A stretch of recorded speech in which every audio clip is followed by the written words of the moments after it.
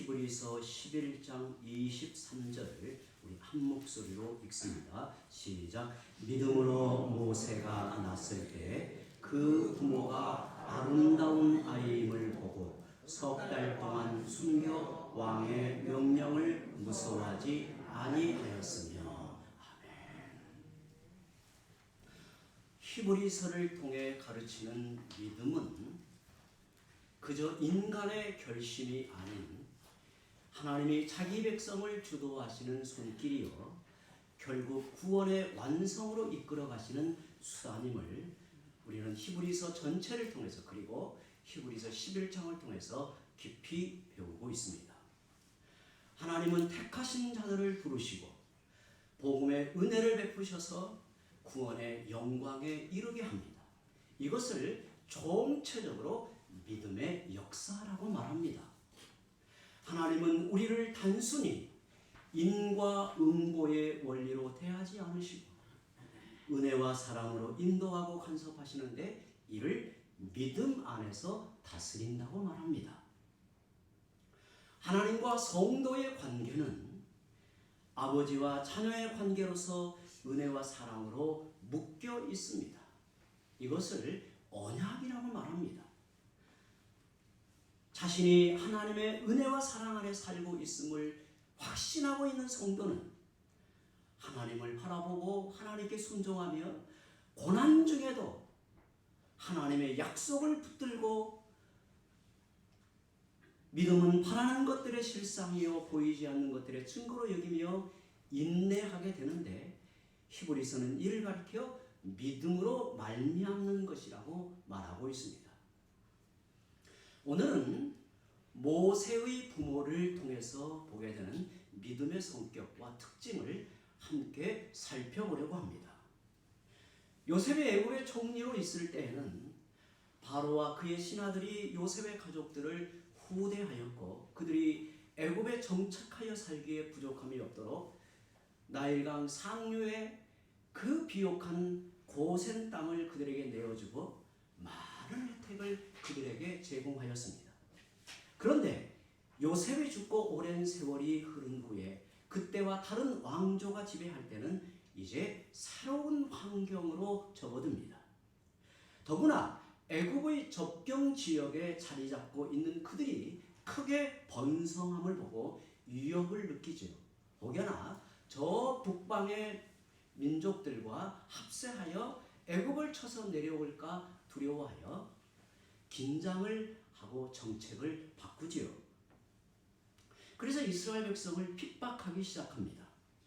하지만 그럴수록 이스라엘 백성이 더욱 번성하자 마침내 바로는 그들에게 태어난 모든 산의 아이를 나일강에 던져 죽이라는 끔찍한 황제의 명을 내립니다.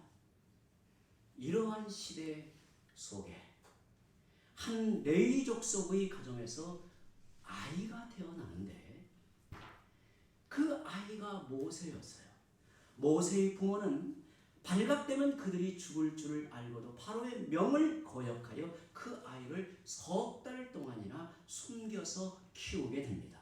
이에 대하여 출애굽기 2장 1절과 2절에 어떻게 말씀하는지 함께 읽어봅니다. 시작. 레위 가족 중 한 사람이 가서 레위 여자에게 장가들어 그 여자가 임신하여 아들을 낳으니 그가 잘생긴 것을 보고 석 달 동안 그를 숨겼으나. 아멘. 모세의 부모가 왕의 두려운 명령이 있었음에도 아들을 숨긴 이유는 그 아이가 잘생겼기 때문이라고 말합니다. 여기에서 잘생겼다는 말은 그 아이의 외모가 특별하거나 준수하다 그런 뜻은 아닙니다. 사도행전 7장에 사도행전 7장에 나오는 스데반의 설교에 보면 이 부분을 어떻게 말씀으로 전하고 있는가? 사도행전 7장 18절에서 20절 함께 읽어봅니다. 시작. 요셉을 알지 못하는 새 임금이 애국 왕위에 오르매 그가 우리 족속에게 교활한 방법을 써서 조상들을 괴롭게 하여 그 어린 아이들을 내버려 살지 못하게 하려 할세. 그때에 모세가 왔는데 하나님 보시기에 아름다운지라 그의 아버지의 집에서 석 달 동안 길리더니. 아멘. 모세의 부모는 자기 아이를 아끼는 본성을 넘어서 하나님이 보시기에 아름다운 아이임을 직감하였다는 거예요. 여기에 하나님 보시기에 아름다운이라는 이 말이 보시기에 좋았더라라는 말이에요. 우리는 이 말을 창세기의 시작에서 읽고 있습니다. 하나님은 창조의 세계를 바라보시고 보시기에 좋았다라고 말씀을 합니다. 이것은 하나님이 지으신 의도와 목적이 그대로 드러나므로 하나님의 나라, 하나님의 뜻이 펼쳐지는 창조의 세계라는 것을 이렇게 표현한 거죠. 그런데 모세 그 아이를 하나님께서 그와 같이 보시기에 아름다웠다라고 말합니다. 그래서 죽음을 각오하고 석 달이나 숨겨서 모세를 키우게 돼요.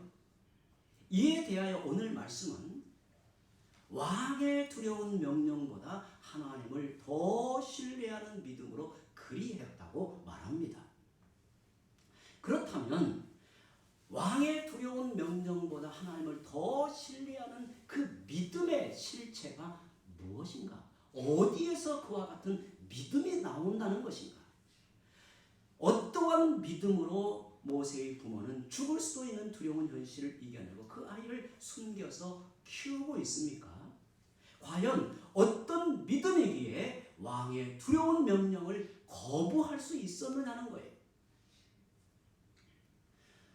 진정한 믿음은 인간의 단호한 의지나 자기 신념의 확신이 아닙니다.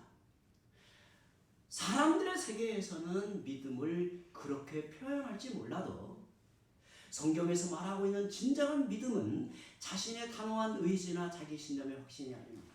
만약에 이렇다면 그 믿음은 언제나 흔들리고 깨어질 수밖에 없지요. 인간은 약하기 때문에. 믿음은 하나님과 우리 사이가 인격적인 친밀한 관계로 묶여 있음을 아는 데서 나오는 신뢰의 반응입니다. 모세의 부모가 믿음으로 왕의 명령을 두려워하지 않고 석 달 동안 모세를 숨겨 키웠다고 할 때 그들은 바로의 두려운 이웃보다 부모와 자녀의 관계처럼 보호하시는 하나님의 붙드심을 더 신뢰하였다는 말이에요. 좀 더 풀어서 설명하면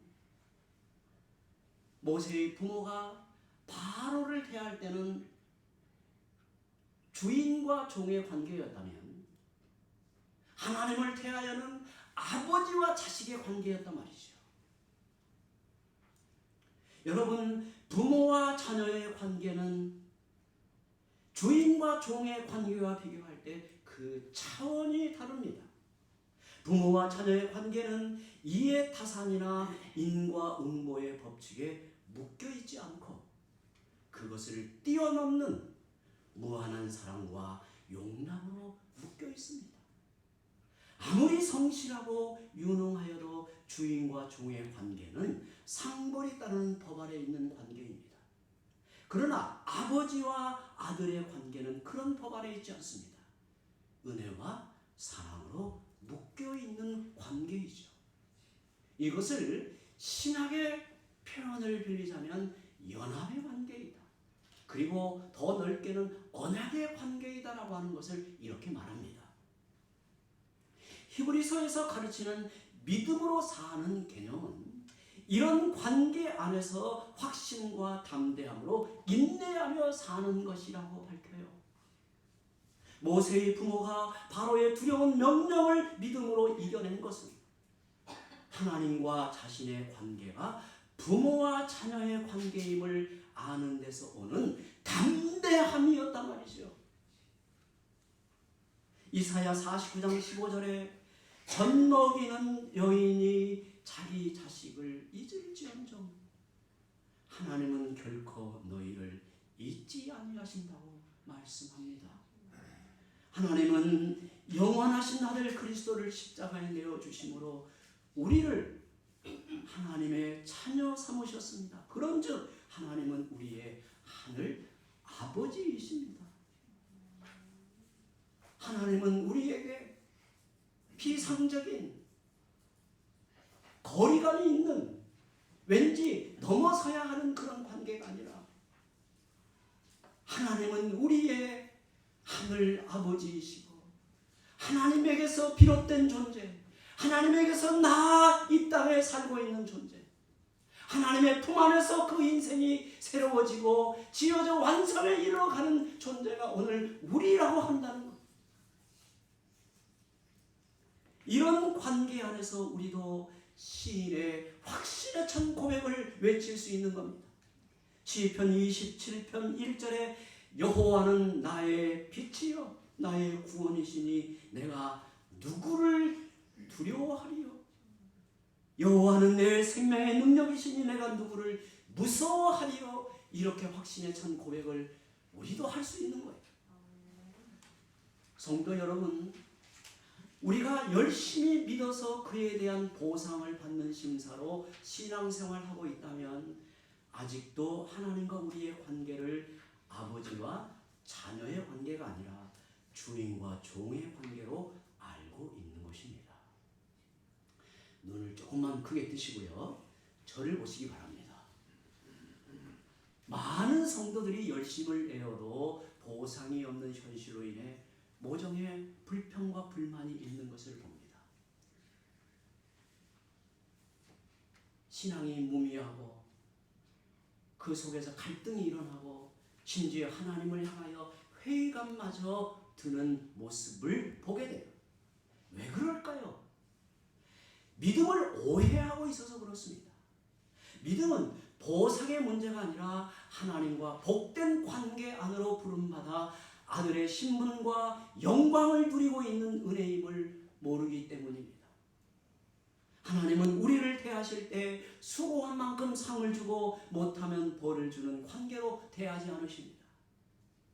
인과 응고나 심은 대로 거두는 법칙을 뛰어넘어 사랑과 긍휼을 베푸시는 특별한 은혜의 관계로 우리를 대하십니다. 우리는 심은 대로 거두는 법칙에 익숙해 있고 그렇게 본능처럼 받아들이며 삽니다. 어찌 보면 우리가 살아가는 이 창조의 세계에서는 일상의 삶에서는 심는 대로 거두는 법칙이 적용되지 않는 것이 없어요. 다 그대로 적용이 됩니다. 어찌 보면 이러한 하나님이 이 세상에 두신 질서가 영적인 세계에서도 어느 부분은 그대로 적용이 되죠. 그러나 우리가 알아야 될 것은 하나님의 사랑과 긍휼을 베푸시는 특별한 은혜의 관계에서는 심는 대로 거두는 것으로 우리를 대하지 않아요. 하나님의 은혜와 우리를 향하신 긍휼히 여기심의 사랑은 참으로 놀랍고 놀라울 따름이에요. 그렇다면 이렇게 믿음으로 살아갈 때 모든 일이 잘 풀려갈까요? 아무 거침이 없고 만사가 형통할까요? 오늘 말씀을 보시면 모세의 부모가 하나님 보시기에 좋은 것을 붙들고 믿음으로 모세를 숨겨 키웠는데 계속 그 상태가 유지되었습니까? 더 이상 모세를 숨길 수 없는 난감한 상황에 이릅니다. 너무도 위험한 처지에 놓여요. 그리하면 어찌 해야 될까요? 우리가 신앙생활할 때 우리도 이런 상황을 만나요. 이제는 어찌 해볼 수 없는 상황, 참으로 난감하여 사방이 막혀있고 움쩍달싹할 수 없는 처지에 내 인생이 놓여있는, 마치 수렁에 빠져 벗어날 수 없는 내 인생의 지경을 보기도 해요. 그때 어찌 해야 할까요? 계속 믿음으로 숨기다가 다 죽임을 당해야 할까요?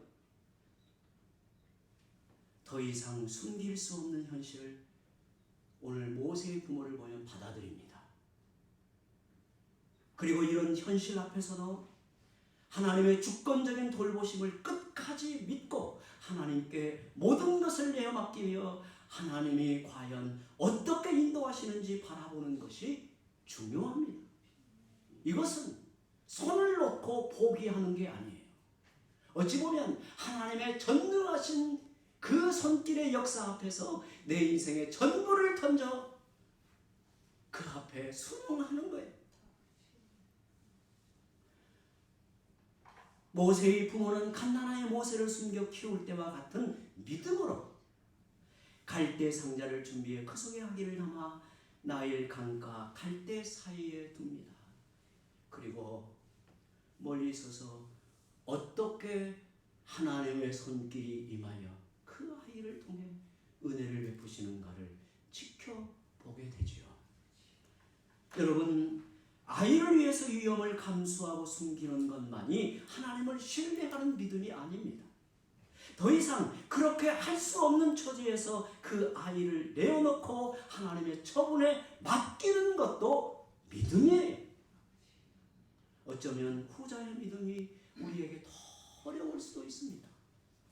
지금까지 믿음으로 키웠다면, 믿음으로 품고 키웠다면 이제는 내게서 떠나 하나님이 어떻게 그 아이를 돌보시는지 지켜보는 것도 믿음입니다. 사랑하는 아이를 내 손에서 떠나보내고 이제는 하나님의 전적인 주권에 맡기는 것, 그것이 바로의 명을 두려워하지 않고 석 달 동안 그 아이를 숨겨 키웠던 모세 부모의 믿음입니다. 어찌 보면 오늘 우리도 이와 같은 삶을 우리 앞에 받고 있는 거예요. 우리의 자녀들 내 품에서 믿음으로 말씀을 가르치고 훈육하고 기도하고 때로는 잔소리를 하고 매를 들어 키워도 어느 순간 이 아이는 독립하여 자기의 삶을 살아가게 되죠. 우리는 그때에도 똑같은 믿음으로 하나님의 주권의 은혜 앞에 맡기는 거예요. 어찌 보면 더 애달픈 사랑으로 애절한 마음으로 기도하면서 응원하는 거예요. 바라보는 거예요. 그러자 놀라운 반전이 일어납니다. 다른 사람이 아닌 바로의 공주가 목욕하러 왔다가 갈대 상자 안에서 울고 있는 모세를 발견하고 그 아이가 히브리 산의 아이라는 것을 알면서도 불쌍히 여기는 마음이 그에게 일어나 살려주는데 유모를 구해 젖을 뗄 때까지 키우게 하여 자기 아들로 입양을 하게 되지요. 유모가 뜻밖의 그의 생모가 유모로 들어오죠. 이 장면은 출애굽기 2장을 보면 자세히 나오지만 계속해서 말씀을 이어갑니다. 그리고 그의 이름을 물에서 건져내었다는 의미로 모세라고 불러요. 이게 참 놀라운 거. 모세라고 불렀다는 게 놀라운 거예요. 여러분, 성경에서 물은 심판을 상징합니다. 물에서 건져내었다는 말은 하나님의 구원을 의미하는 말이에요. 구원을 의미하는 말이에요. 모세라는 말은 어찌 보면 하나님의 구원의 힌트, 하나님의 구원의 놀라운 빛을 그 인생에 담아 어찌 보면 그 이방인 바로의 공주 그가 이름조차 모세라고 지었단 말이죠. 이스라엘의 구원자. 어찌 보면 예수 그리스도를 희미하게 예표하여 나타내는 인도자, 구원자 모세를 이렇게 하나님은 보호하고 이끌어 가시는 거예요. 성도 여러분, 놀랍지 않습니까? 하나님은 때로 우리가 더 이상 어찌할 수 없는 자리에까지 내모시기도 합니다. 가장 두렵고 이역을 당하던 시기에 모세가 태어나게 하시고 놀라운 섭리로 그를 보호하셔서 자기 백성의 구원의 길을 예비하시는 하나님의 주권적인 역사를 보십시오. 어느 누가 모세를 애굽의 왕궁에 입양하여 그로 하여금 가장 우수한 교육을 받도록 인도할 수 있겠습니까? 바로의 공주의 마음을 움직이고 수많은 일들을 주관하여 선을 이루게 하시는 하나님의 위대한 역사를 바라보십시오. 우리의 기대와 다르게 때로 상황이 흘러갈지라도 그 속에서 모든 것을 하나님께 맡기고 믿음으로 바라볼 때 우리가 상상할 수 없는 놀라운 일이 일어납니다. 아멘. 저는 이것을 믿습니다. 이 놀라운 하나님의 손길은 여전히 우리 가운데 진행 중이고 우리를 통해서 이와 같은 역사를 나타내어 고백하게 하시는 거예요. 혹여나 요즘 여러분에게 바로왕의 살해 명령과 같은 곤혹스러운 일 앞에 계시는 분이 있습니까? 더는 버티기 힘들고 견딜 수 없는 상황에 놓여 있습니까? 저는 여러분들에게 이렇게 말씀드립니다. 최대한 믿음으로 버티고 더 이상 견디기 어려우면 하나님께 모든 것을 내어맡기는 기회로 삼으십시오. 결코 포기할 수 없다고 생각하는 그것이 무엇이든 간에 하나님의 주권에 내어드리고 믿음으로 지켜보시기를 바랍니다. 모세의 부모가 갈대 상자에 아이를 담아 나일 강가의 갈대 사이에 두고 지켜본 것은 하나님께 대한 절대적 신뢰였습니다. 모세의 부모가 사랑스러운 아이를 갈대 상자에 담아 나일 강가에 떠나 보낼 때 얼마나 간절히 기도했을까요? 얼마나 애절하게 울며 기도했을까요? 얼마나 가슴 졸이며 하나님의 전능하신 손길을 구했을까요? 지금도 하나님은 믿음으로 자신을 하나님께 드리고 가장 귀한 것을 하나님께 맡겨드리면서 눈물로 하나님의 긍휼을 바라는 성도를 절대 외면하지 않으십니다. 하나님의 놀라운 섭리로 우리의 걸음을 인도해 주실 것입니다.